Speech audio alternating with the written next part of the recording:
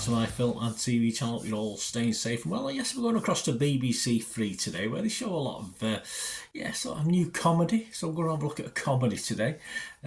Yes, based at a school. So yeah, there are comparisons we can make, but we're going to have a look at something that's called Borders. Please, if you're new to the channel, push that subscribe button, push the bell notifications. Everything film and TV, of course. Series reviews like this, film reviews, lots of different things, information vlogs as well. And if you check over the site, you'll see stuff on my football team as well. So if you know anyone who might be interested, if you're not interested yourself, give them a kick in my direction. My team, Manchester City, of course. But it's TV today, and it's BBC3. And we've got this Borders. Yes, well, please give us a like, guys. Give us a much appreciated. Let me know your thoughts on this Borders as well. It's a 6-part series. Yeah, it does.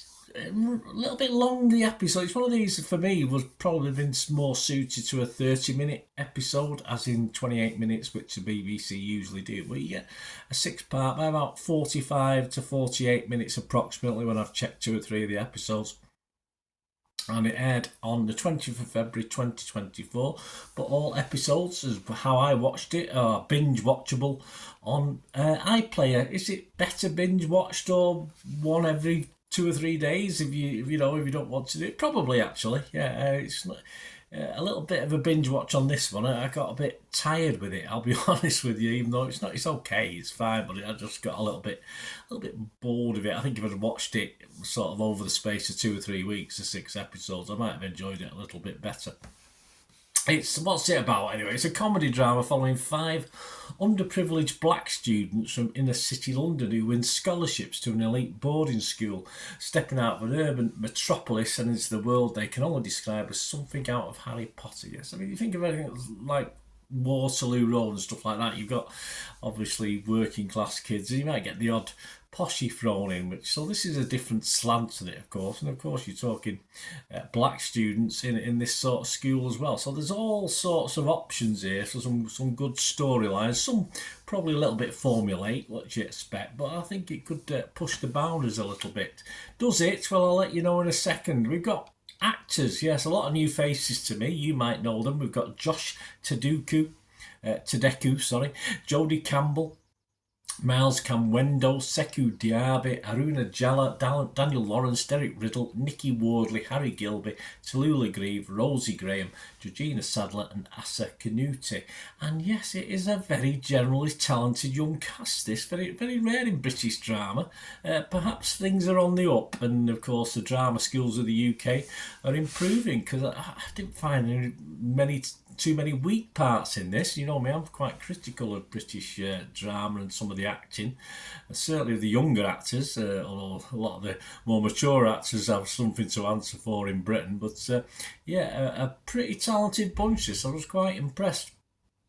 Scores wise, guys, all I've got is 14 people have left a score on Internet Movie Database, and those 14 people have averaged out at 8 out of 10, which could be the 14 people who are actually involved in the programme. So you can't put too much credence on that one, that's for sure. So let's have a look at my little thoughts on it. I've hinted, haven't I, about getting a little bit bored, etc. I just thought some of the episodes felt long. There are some good watchable characters, some likeable characters, but all the storylines are usually kept quite light.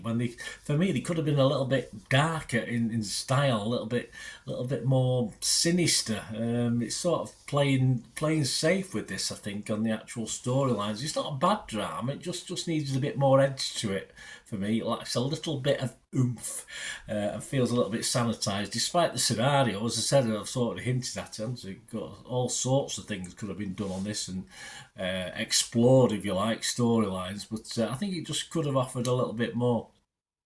But for me, I think the best bit about it is the acting. I just thought the actors, you keep your eyes out for these guys going forward in other things. But yeah, as high school or boarding school or whatever you want to call it, series go, it is a little bit mild. I'm not sure if we'll get a second series out of this, but as I say, just a storylines are a little bit weak at times. I think they could have pushed it a little bit more, but perhaps they're aiming for a certain demographic, I'm not too sure, but you know, I would say things like Grange Hill were probably edgier back in the day, you know. But, there you go. That's my thoughts on this one. But I am gonna give it a good score, as I said, because I thought the characters and the actors were excellent. I did sort of get involved and like them, so I think I'll give them an extra half a point for that. So I would be fresh if it was Rotten Tomatoes. I'd be positive if it was Metacritic, and I am going to give it a 6.5 out of 10. As I said, I'd probably give it a 6 out of 10 watchable, but I'm just impressed with some of the acting talent. I'll give it an extra half a point for that.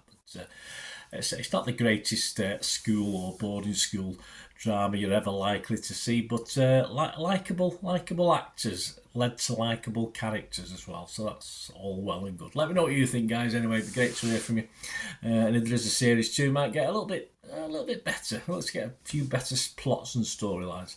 Thanks for watching, guys. Let me know your thoughts. Great to hear from you. Till we meet again, that's one thing, don't I? Please stay safe, everyone.